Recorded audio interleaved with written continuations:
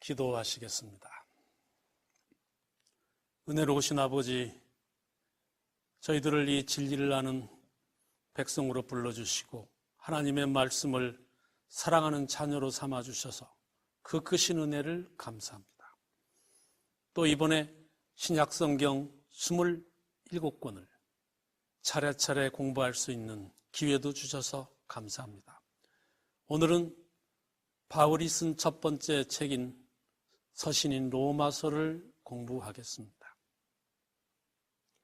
이 아름다운 서신을 통해서 예수 그리스도께서 우리를 구원하신 것이 얼마나 큰 일인지, 얼마나 확실한 것인지, 얼마나 아름다운 것인지 알게 하여 주시옵소서. 그 사랑이 우리로 하여금 승리하는 삶을 살고 기뻐하는 삶을 살 수 있도록 축복하여 주시옵소서. 예수님의 이름으로 간절히 기도 올립니다. 오늘은 바울의 편지 중에서 로마서를 공부하겠습니다. 로마서는 바울이 쓴 14권의 서신 중에서 가장 중요한 서신 중에 하나입니다. 또 바울의 4대 서신 중에 첫 번째 가는 편지가 바로 로마서입니다.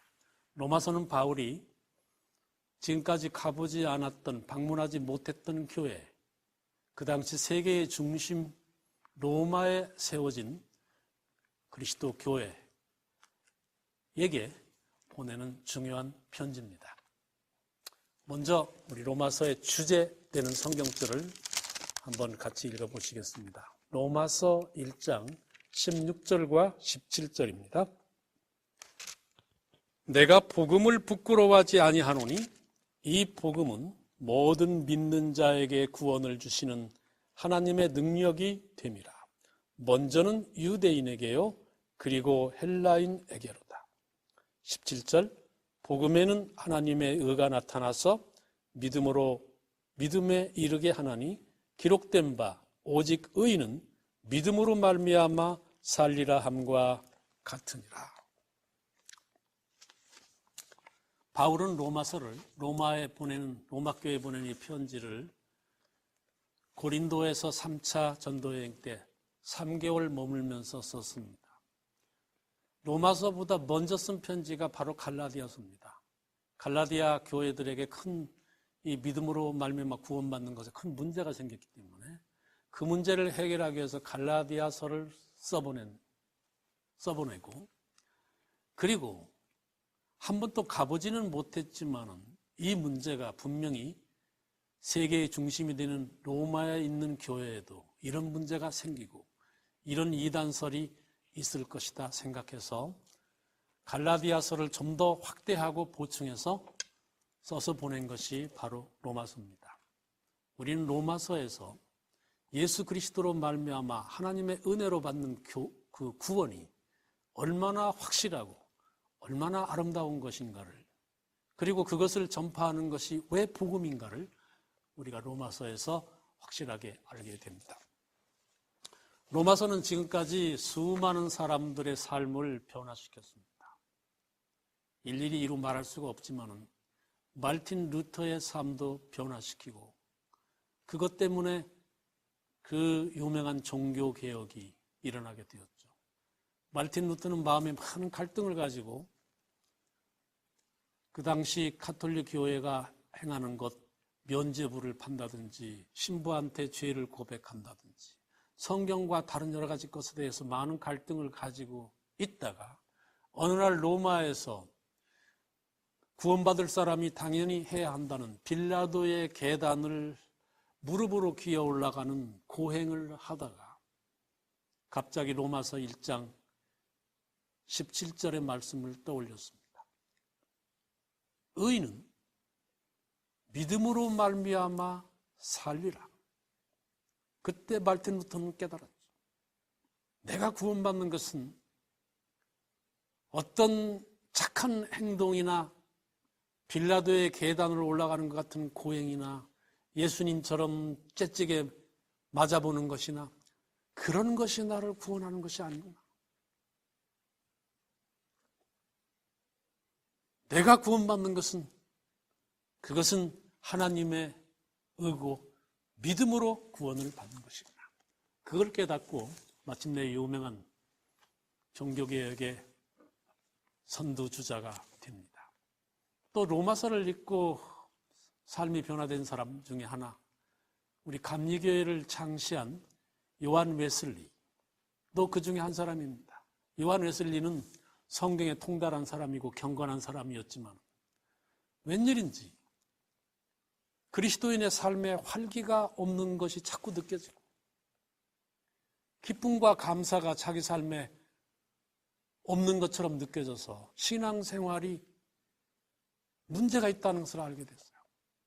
그래서 그것 때문에 고민하던 어느 날 조그마한 시골 모라비아 신도들이 모이는 교회에서 로마서 설교를 듣고 있다가 그가 깨달았습니다. 그가 구원을 받는 것은 자기 자신의 어떤 괴로움이나 고통이나 고행이나 경건의 행동 때문에 구원받는 것이 아니고 오직 예수 그리스도의 은혜예요. 하나님의 값없는 선물이라는 것을 확실하게 깨달았죠. 그때부터 그의 삶은 완전히 기쁨으로 바뀌었습니다. 이때까지의 그의 경건, 그의 모든 것들이 의무적인 것이었다면 하나님의 사랑을 깨닫고 난 다음, 그리스도의 피의 은혜를 깨닫고 난 다음 그의 삶은 완전히 역동적으로 바뀌었습니다. 그래서 마침내 그를 따르는 많은 사람들이 함께 감동을 받고 큰 경건운동이 일어났습니다. 또 유명한 사람들이 있습니다. 로마서가 변화시킨 사람 중에 중세의 교부 중에서 아우구스티누스. 그가 마니교에 빠지고 어머니 모니카의 많은 기도에도 불구하고 방황할 때 그가 어느 날 로마서 13장을 읽다가 12절서부터 14절을 읽다가 그가 이렇게 살아서는 안 되겠다는 것을 절실하게 깨달았습니다. 그리고 그의 방탕한 삶을 청산하고 완전히 새로운 그리스도인이 돼서 마침내 그리스도교에 좋은 영향을 끼치는 사람이 됩니다. 로마서는 16장으로 되어 있습니다. 우리가 로마서를 상당히 어려운 책으로 알고 있습니다만 우리가 로마서의 구조를 한번 분석해서 알게 되면 그렇게 어려운 책이 아닙니다. 로마서를 둘로 가르는 학자들이 있습니다. 로마서 3장 21절을 중심으로 그 전과 후로 가르는 학자들이 많습니다. 로마서 3장 21절이 뭡니까? 이제는 율법 외에 하나님의 한 의가 나타났다. 그 전까지 온갖 죄인의 모습, 모든 사람이 다 죄인이고 한 사람도 죄인이 아닌 사람이 없다. 그렇게 비참한 죄인의 모습을 설파한 다음에 바울은 3장 21절에서 그런데 이제는 율법 외에, 만약 율법이 우리를 구원하는 것이라면 왜 한 사람도 예외 없이 모두가 죄인이겠느냐? 율법을 다 지키고 구원받는 사람이 있지. 그러나 율법이 우리를 구원하는 것이 아니기 때문에 모든 사람이 다 죄인인 것이다. 그 말입니다. 이제는 율법 외에 우리는 율법으로 구원받을 수 없기 때문에 모두가 다 죄인이기 때문에 이제는 율법 외에 하나님의 한 의가 우리에게 나타났다. 이것으로 로마서는 둘로 갈라진다. 그렇게 생각하는 학자들이 많습니다. 우리들의 로마서뿐만 아니다. 우리들의 삶도 마찬가지다. 로마서 3장 21절 이전의 삶, 율법이나 어떤 행위나 자신의 어떤 것으로 하나님의 선물에다 그걸 플러스해서 구원받으려고 애쓰는 많은 사람, 그렇게 가르치는 사람, 거기에는 비참한 실망만 절망만 남을 뿐이다. 이제는 율법과 상관없이, 율법 코리스노무라는 헬라어는 율법과 상관없다는 말도 됩니다. 율법 없이라는 말도. 이제는 율법과 상관없이 율법이 우리를 구원할 수 없기 때문에 이제는 하나님의 의, 예수 그리스도를 통한 십자가를 통한 우리의 구원, 값없는 구원, 그것으로 이제 우리는 구원을 받게 되었다. 그게 3장 21절이에요. 그래서 로마서는 3장 21절을 중심으로 그리스도 없는 삶과 그리스도를 통해서 구원받는 삶 둘로 갈라진다. 그렇게 로마서를 둘로 가르는 학자들이 많이 있습니다. 그러면 로마서가 좀 더 분명해지죠? 또 니그렌 같은 유명한 로마서 학자는 로마서 1장 17절로 둘로 갈라진다. 그렇게 말하는 사람도 있어요. 로마서 1장 17절이 뭡니까? 로마서의 주제절인데 의인은 믿음으로 말미암아 살리라. 그거 아닙니까? 그래서 니그레는 이렇게 말했어요. 로마서는 의인은 믿음으로 구원을 받는다. 거기까지가 1장부터 4장까지고 살리라. 이제 믿음으로 구원받은 사람은 이렇게 살리라 하고 살리라를 기록한 것이 5장부터 16장까지다. 5장은 무엇이냐? 5장은 하나님의 이제 구원받은 사람은 하나님의 진노로부터 벗어나 살리라. 그것이 5장이고 6장은 뭐냐? 이제 구원받은 사람은 죄의 속박으로부터 죄의 노예로부터 벗어나 살리라. 그게 6장이다. 7장은 뭐냐? 이제는 율법에 얽매임에서 구원받은 사람은 벗어나 살리라. 그렇게 말하는 것 7장이다. 8장은 뭐냐? 8장은 이제 구원받은 사람은 죄의 삭신 사망으로부터 벗어나 살리라. 이렇게 살리라를 말하는 것이 5장부터 쭉 나오는 것이다. 그러니까 의인은 믿음으로 말미암아까지가 1장부터 4장까지고 살리라가 5장부터 16장까지다. 그렇게 니그레는 로마서를 둘로 가르고 있습니다. 여러분 이렇게 생각해도 참 좋죠? 그러면 제가 여러분 로마서를 한번 읽을 테니까 이것이 몇 장인지 한번 여러분이 알아맞혀 보십시오. 제가 읽겠습니다. 그러면 이제 우리가 그의 피로 말미암아 의롭다 하심을 받았으니 더욱 그로 말미암아 하나님의 진노하심에서 구원을 받을 것이니라. 자, 하나님의 진노에서 구원받고 살리라 몇 장입니까? 5장입니다, 여러분. 5장부터 살리라가 시작되니까요. 제가 또 읽겠습니다. 이제는 죄로부터 해방되어 의에게 종이 되었느니라. 죄로부터 해방되는 것이 몇 장입니까? 해방되어 살리라 6장입니다. 또 여러분 맞추시는가 보겠습니다. 이제는 우리가 얽매였던 것에 대하여 죽었으므로 율법에서 벗어났으니 이게 몇 장이겠습니까? 율법에서 벗어나 살리라 7장입니다. 7장입니다. 또 제가 읽겠습니다. 이는 그리스도 예수 안에 있는 생명의 성령의 법이 죄와 사망의 법에서 너를 해방하였습니다. 사망의 법에서 벗어나 살리라 몇 장입니까? 8장입니다. 이렇게 로마서를 둘로 가르는 사람 니그렌이 그렇게 했습니다. 그 다음에 로마서를 조금 더 자세하게 넷으로 가르는 방법이 있습니다. 이건 제가 좋아하는 방법인데요. 로마서가 16장까지 되어 있지 않습니까? 1장부터 2장까지는 죄인의 비참한 처지입니다. 죄인이 얼마나 그리스도 없는 죄인이 처지가 얼마나 비참한가, 그것이 1장부터 2장입니다. 1장은 이방인들의 비참함이고 2장은 유대인들의 비참함이죠. 그리스도 없으면 누구나 다 비참한 죄인이니까요. 그 다음에 3장부터 8장까지는 이 비참한 죄인이 얼마나 확실하게 그리스도로 말미암아 구원을 받는가, 그것이 3장부터 8장까지입니다. 여기에 바울이 말하고 싶은 온갖 구원의 방법과 구원의 기쁨이 예수 그리스도를 높이는 모든 일들이 3장부터 8장까지 나오게 됩니다. 그 다음에 9장부터 11장까지는 여러분 뭘까요? 9장부터 11장까지는 바울의 동족, 즉 이스라엘 사람들, 택한 민족이라고 하는 이스라엘 사람들이 왜 이렇게 확실한 구원을 못 받았는가? 그거예요. 바울이 아주 단식합니다. 내가 내 동족을 위해서는 목숨을 바쳐도 아깝지 않다. 그렇게 단식하고 있어요. 9장에서. 9장부터 11장까지는 왜 이렇게 확실한 구원을 내 동족인 유대인은 못 받는가? 그게 11장까지입니다. 그러면 뭐 남았습니까?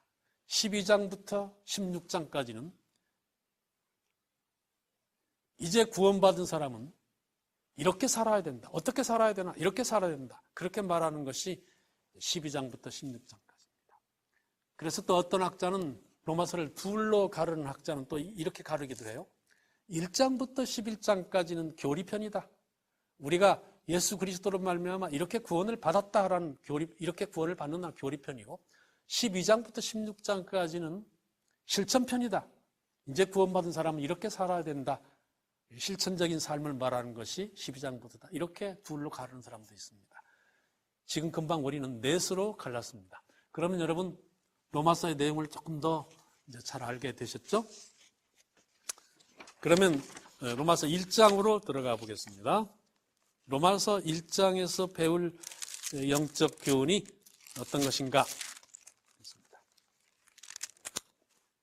로마서 1장은 바울이 말하고 싶은 것이 그겁니다. 복음입니다. 복음은 이런 것이다. 복음을 정했어요. 사실 바울이 로마서 16장 전체에서 말하고 싶은 것도 역시 복음입니다. 복음이란 이런 것이다. 로마서 1장 1절에 2절에 보면 이 복음은 하나님이 선지자들을 통하여 그의 아들에 관하여 성경에 미리 약속하신 것이다. 그러니까 바울은 뭐라고 말합니까? 복음은 아들에 관한 약속이다. 하나님의 아들 예수 그리스도에 대한 약속입니다. 우리를 구원해 주시겠다는 약속입니다. 그게 복음이다. 바울은 1장에서 그렇게 말하고 있습니다. 우리 유명한 누가복음 2장 10절 11절에 보면 목자들이 들에서 예수님이 탄생하시던 밤에 양을 치고 있는데 그때 천사가 나타나서 목자들에게 말합니다. 오늘날 너희에게 큰 기쁨의 좋은 소식을 전하노라 그랬어요. 큰 기쁨의 좋은 소식이 뭡니까? 그게 복음입니다. 유앙겔리온, 복음이에요. 큰 기쁨의 복음, 좋은 소식을 전하노라. 근데 그 다음에 그 복음이 뭐라고 그랬어요? 오늘날 너를 위하여 구주가 나셨다 그랬어요. 여러분, 그러니까 복음이란 무엇입니까? 오늘 너를 위하여 구주가 계시다. 이게 복음입니다. 너 지금 이대로 비참하게 살지 않아도 돼. 너 우주의 먼지처럼 살지 않아도 돼. 그냥 흙덩어리처럼 가치 없게 오늘 살다가 사형수처럼 살다가 갑자기 죽어버리는 그런 허전한 삶을 살지 않아도 돼. 오늘 너를 위하여 구주가 계시다. 그의 피로 너를 구원하셔서 하나님의 자녀로 만드신 구주가 오늘 너에게 계시다. 오늘 너에게 예수가 계시다. 하나님의 아들이 계시다. 그게 여러분 복음의 핵심입니다. 바울은 그래서 로마서 1장에서 이 복음의 핵심을 한마디로 아주 명쾌하게 말하고 있어요. 하나님의 아들을 우리에게 주시겠다는 아들에 관한 약속이다. 오늘 너를 위하여 구주가 계시다. 1장 17절을 보겠습니다. 복음에는 하나님의 의가 나타나서 믿음으로 믿음에 이르게 한다. 16절에 보면 복음은 모든 믿는 자에게 구원을 주시는 하나님의 능력이 된다. 그렇게 말씀을 했습니다. 여러분, 왜 복음이 기쁜 소식입니까? 믿는 우리에게 누구든지 믿기만 하면 모든 믿는 자에게 하나님께서 구원을 주신다. 그렇기 때문에 그게 복음입니다. 그러면 여러분, 믿는다는 것이 무엇입니까? 믿음이란 무엇입니까? 구원이란 무엇입니까? 우리 로마서도 설명을 했지만 더 간단히 설명한 구절이 요한복음에 나옵니다. 요한복음 1장 12절에 보면 영접하는 자, 곧 그 이름을 믿는 자들에게는 하나님의 자녀가 되는 권세를 주셨다 그랬습니다. 여기에 믿음과 구원의 정의가 아주 명쾌하게 나옵니다. 영접하는 자, 곧 그 이름을 믿는 자 그랬습니다. 그러니까 믿음이란 무엇입니까? 예수님을 영접하는 것입니다. 영접한다는 것이 뭔가? 여러분, 믿음, 구원, 완전히 모든 것들은, 우리 그리스도교의 모든 것들은 다 하나님과 인격적인 관계를 말하는 것입니다. 영접도 이건 인격적인 관계죠. 기계를 영접하지는 않죠. 영접은 기쁨으로 어떤 인격적인 존재를 맞이하는 것이 영접입니다. 여러분, 그게 믿음입니다. 하나님과 우리 사이의 깊은 인격적인 사랑의 관계, 목숨 건 관계죠. 하나님께서 목숨을 걸으셨기 때문에. 그런 깊은 관계. 이 깊은 관계의 믿음, 영접을 요한은 또 요한계시록 3장 20절에 또 잘 말했습니다. 볼지어다 내가 문 밖에 서서 두드리노니 누구든지 내 음성을 듣고 문을 열면 내가 그에게로 들어가 그와 더불어 먹고 그는 나와 더불어 먹으리라. 내가 내 안에 같이 음식을 나누면서 깊은 인격적인 관계, 이게 믿음입니다. 여러분, 그럼 구원이란 무엇입니까? 이런 관계 속에 있는 사람에게는 하나님께서 구원을 주신다. 구원이란 무엇입니까? 요한복음 1장 12절에 또 간단히 나와요. 거기에 보면 구원이란 영접하는 자, 곧 그 이름을 믿는 자들에게는 구원을 주는데 그 구원이 뭐예요? 하나님의 자녀가 되는 권세를 주셨다. 하나님의 자녀가 되는 것이 바로 구원입니다. 하나님의 자녀가 되는 것만큼 큰 구원이 어디가 있습니까? 그보다 더 큰 특권이 어디가 있습니까? 영생? 하나님의 자녀는 영생을 소유한 사람을 말합니다. 하나님과의 친밀한 관계? 하나님의 자녀, 그보다 더 친밀한 관계가 어디 있겠습니까? 그래서 구원은 하나님의 자녀가 되는 것입니다. 누가 우리한테 너 구원받았냐 그렇게 물어보면 우물쭈물하지 말고 그 질문을 바꿔보시면 됩니다. 너 하나님의 자녀냐? 그렇게 물어보는 것과 마찬가지죠. 그러면 우리가 하나님의 자녀가 되기를 소원하고 또 누구든지 하나님의 자녀가 된다고 하셨으니까 우리가 대답을 할 수가 있겠습니다. 이렇게 1장의 전반부가 끝나고요. 그 다음에 18절서부터는 1장 18절서부터는 분위기가 아주 바뀝니다. 17절까지는 복음의 기쁨과 즐거움이 가득 차 있었는데 18절서부터는 완전히 분위기가 바뀝니다. 하나님의 진노입니다. 이제 하나님의 은혜가 아니라 하나님의 진노예요. 누구한테 하나님의 진노가 쏟아지는가? 18절에 하나님의 진노가 불의로 진리를 막는 사람, 복음을 막는 사람에게 나타난다.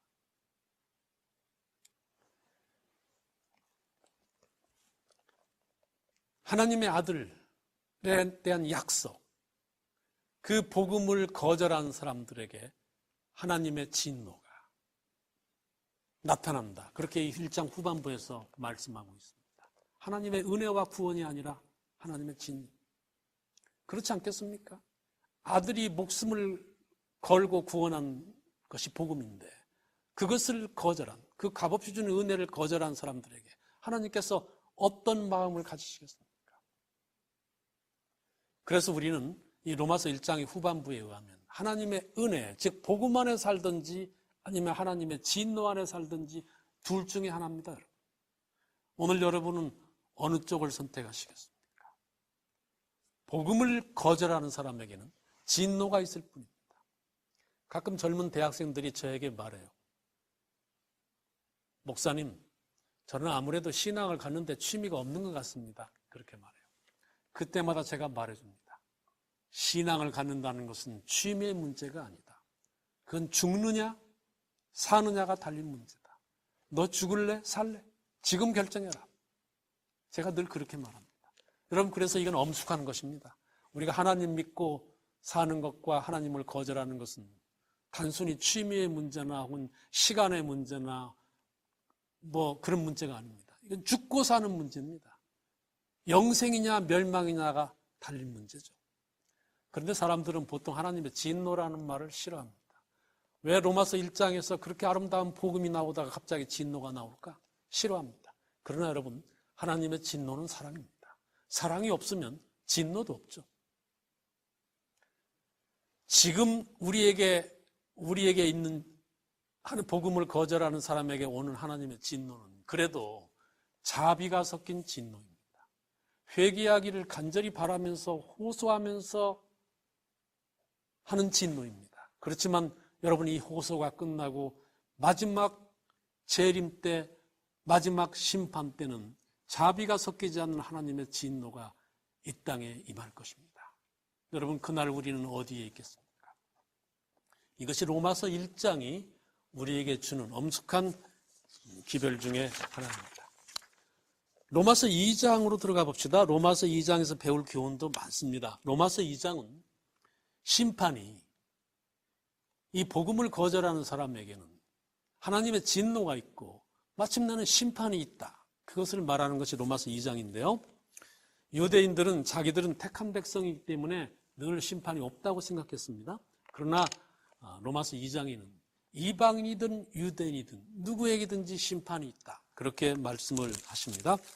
2장 6절에 보면은 각 사람에게 그 행한 대로 보응하신다. 각 사람에게 그 행한 대로 심판하신다. 그렇게 말씀했고요.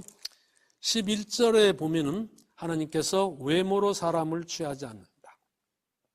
심판하실 때 외모라는 것은 얼굴을 말하는 것이 아니라 여러 가지 조건을 말하죠. 좋은 민족, 좋은 가정, 그런 것에 따라서 심판하지 않으신다. 그 다음에 12절에 보면 하나님께서는 율법으로 심판하신다. 율법을 가진 사람은 율법으로 심판을 받는다. 그런 말씀도 나옵니다. 그러나 여러분, 율법으로 심판받는다고 해서 두려워할 것이 없습니다. 행함으로 심판받는다고 해서 두려워할 것이 없어요. 율법이나 행함은 다 믿음의 행함이고 믿음의 율법이죠. 하나님을 믿고 주님을 받아들이는 사람은 거기에 있는 대로 아무리 각 사람에게 행한 대로 보응하시지만 7절에 보면 참고 선을 행하여 영광과 존귀와 썩지 아니함을 구하는 자에게는 영생으로 하신다고 했습니다. 그러니까 여러분, 심판은 복음입니다. 예수님에 대한 모든 것이 여러분 복음이에요. 그거 아십니까? 예수님의 탄생 복음입니다. 예수님의 십자가 복음이죠. 예수님의 부활도 복음이고 승천도 복음이고 재림도 복음입니다. 예수님과 관계된 것은 다 복음이죠. 따라서 예수님의 심판도 복음입니다. 그 말이 어디 있는가? 로마서 2장에 있습니다. 16절, 나의 복음에 이른 바와 같이 하나님이 예수 그리스도로 말미암아 사람들의 은밀한 것을 심판하시는 그날이라. 예수님이 우리를 심판하시는 그날, 하나님이 예수 그리스도로 말미암아 우리를 심판하시는 그날, 그게 복음이다. 여기 16절에 말씀하시는 것입니다. 왜 심판이 복음인가? 첫 번째로 심판의 날은 우리의 무죄가 확정되는 날이기 때문에 복음입니다. 지금은 우리가 그리스도 안에서 용서받고 하나님의 자녀지만 여전히 죄인처럼 살고 있어요. 하나님께서는 우리를 아들로 딸로 보시지만 온 우주의 거민들과 사단은 아직도 이 고통 속에 시달리고 있는 우리를 죄인으로 보죠. 또 우리가 언제 또 죄를 지을지 모르는 사람, 불쌍한 가련한 사람들이기 때문에 우리는 아직 죄인처럼 살고 있습니다. 그런데 심판의 날은 완전한 무죄가 온 우주에 선포되고 우리가 완전히 거기에서 벗어난 그런 기쁜 날이죠. 또 심판의 날이 왜 기쁜 날인가? 심판하시는 분이 나를 위해서 생명을 바친 예수 그리스도시기 때문에 심판의 날은 기쁜 날입니다. 왜 심판의 날이 또 기쁜 날인가? 그날 예수님을 영접하고 복음을 받아들인 사람한테는 영원한 생명이 주님과 함께 사는 영생이 기다리고 있기 때문에 복음은 여러분 기쁜 날입니다.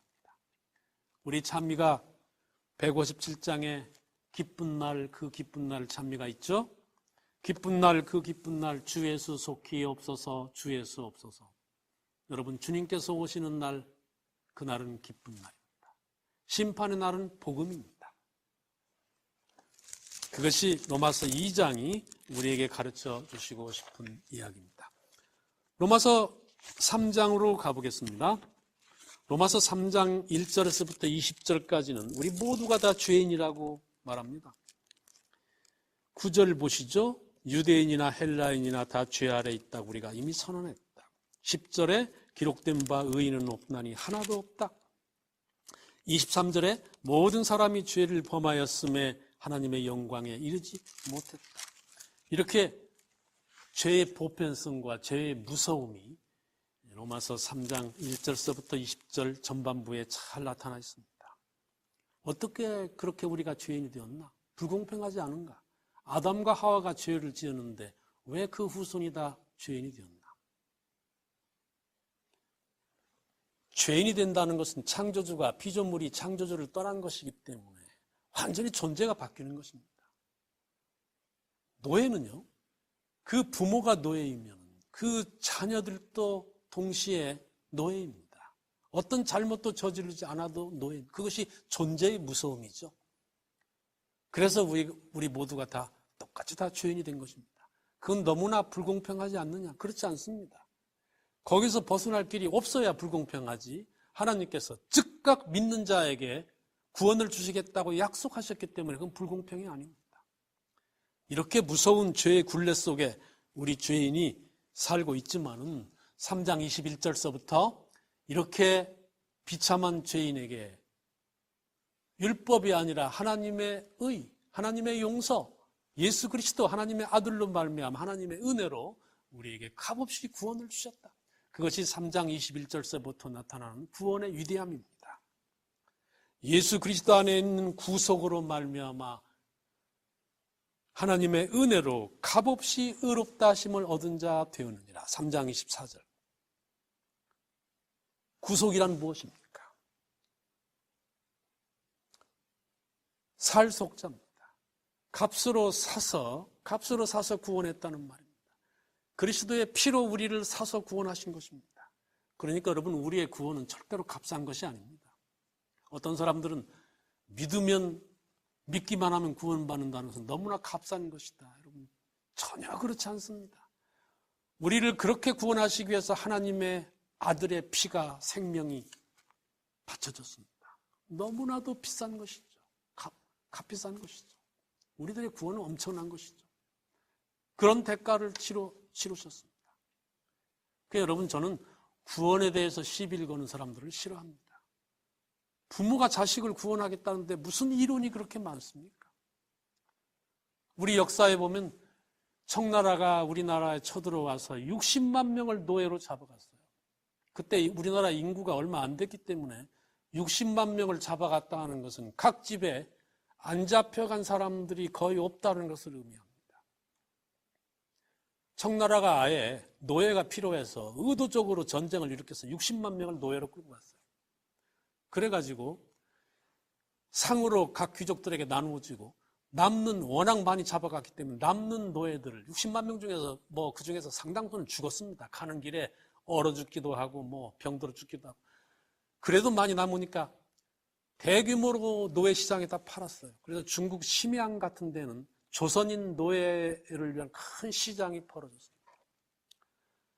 그 당시 우리 조선에는 큰 비극이 생겼어요. 각 집마다 눈물이, 통곡이 떠나지 않았습니다. 자기 아들, 딸들이 잡혀갔으니 그때부터 부모가 사는 것은 사는 게 아닙니다. 이건 지옥이에요. 그래서 모든 재산을 다 팔고 전답을 팔고 친척들까지 돕고 해서 돈을 가지고 아들과 딸을 혹시 노예시장에서 다시 사올 수 있을까 싶어서 청나라로 우리 한국 부모들이 갑니다. 그것을 우리 역사에는 속환이라고 했습니다. 이것도 역시 구속이나 마찬가지입니다. 사서 데려온다. 데려온다는 거예요. 그 당시 심양시장에서 조선인 노예가 100냥쯤 갔기 때문에 부모들이 100냥을 어떻게 큰 돈을 준비해가지고 전부 청나라로 떠나는데 청나라 마적들이 가만둡니까? 이 두만강변에서 기다리고 있다가 돈 짊어지고 오는 조선인 부모들이 수없이 두만강가에서 목숨을 잃었죠. 자식들을 보지도 못한 채. 살아서 겨우 심양시장과 기타 시장에 도착한 부모들은 자기 아들, 딸을 찾아 헤맸습니다. 다행히 어느 귀족집에 가지 않고 시장에 나온 아들, 딸들을 만난 부모들은 대성통곡하고 돈을 주고 그 아들, 딸들을 속환했습니다. 그럼 그게 구속입니다. 그런데 100냥을 가지고 갔는데 400냥으로 이미 점점 올라가지고 나중에 400냥까지 됐어요. 역사에 나옵니다. 참 비극이죠. 100냥밖에 가지고 가지 못했는데 아무리 사정해도 안 돼요. 그 주인이 팔겠습니까? 400냥에 팔 수 있는데 100냥에 팔겠어요? 그러면 부모들은 할 수 없이 자기들이 대신 노예가 되고 아들과 딸을 구해냈습니다. 이게 속환입니다. 부모가 자식을 구원한다는데 무슨 이론이 필요합니까? 어떤 사람은 예수님이 우리를 구원하려면 우리를 대신해서는 안 되고 우리의 대표자가 되어야 된다. 그러니까 예수님은 우리와 똑같은 죄인이 되어야 된다. 그렇게 말하는데 여러분, 노예는 노예를 구원하지 못합니다. 아버지도 노예처럼 돼봐야 나를 구원합니다. 여러분, 그 아버지는 딸이 노예로 잡혀간 그 순간부터 노예보다 더 지옥 같은 삶을 살았어요. 더 큰 고통을 여러분 당했습니다. 노예가 돼봐야 내 사정을 안다? 여러분, 부모 앞에서 그게 할 말이 아닙니다. 그리고 노예는 노예를 구원할 수 없어요. 그래서 이 수많은 조선의 부모들이 대신 노예가 되고 구해냈습니다. 이게 엄청난 구원입니다. 값싼 구원이 아니죠. 하나님께서 생명을 바치셨습니다. 거기에 무슨 이론이 더 필요하겠습니까? 부모가 자식을 구원하겠다는데 무슨 이론이 필요하겠습니까? 이것이 로마서 3장의 아름다운 구원입니다. 우리 로마서 3장까지를 공부하면서 우리가 지금 주님께서 우리에게 주신 구원이 얼마나 엄청난 것인지, 우리가 그 안에서 어떻게 살아야 할 것인지 다시 한번 깊은 감동을 받게 됩니다. 이렇게 우리가 믿음으로 값없이 구원을 받기 때문에 율법은 이제 필요 없는가? 아닙니다. 믿음을 최고로 높인 곳에 율법으로 구원받지 못하고 믿음으로 구원받는다, 하나님의 은혜로만 구원받는다, 이렇게 믿음을 최고로 높인 곳에 3장 31절에 보면 믿음을 최고로 높인 곳에서 율법을 바울은 또 최고로 높입니다. 31절에 보세요. 그런즉 우리가 믿음으로 말미암아 율법을 파기하느냐, 율법을 폐하느냐? 그럴 수 없느니라. 도리어 율법을 굳게 세우느니라. 그러니까 여러분, 믿음이 최고로 높고 하나님의 은혜가 최고로 높아지는 곳에 하나님의 율법도 최고로 높아집니다. 그게 여러분 십자가입니다. 십자가가 무엇입니까? 율법이 없다면 무슨 십자가가 필요 있겠습니까? 율법이 파기됐기 때문에, 죄인이 됐기 때문에 십자가가 필요한 것이죠.